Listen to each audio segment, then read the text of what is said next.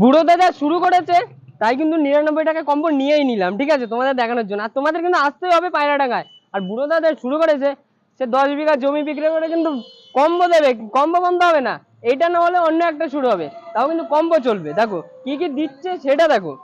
দিচ্ছে কিন্তু চিকেন পকোড়া, আর এই সাইজের পকোড়া দিচ্ছে। থাকছে কিন্তু মটন ঘুগনি, আর দেখো মটনের চবড়িগুলো দেখো, দেখো ওঠানোর সাথে সাথে কিন্তু চবড়ি পাবে। তার সাথে দেখবেন এগ চিকেন চাউমিন, ঠিক আছে, egg chicken chowmein with salad, ঠিক আছে, উইথ স্যালাড।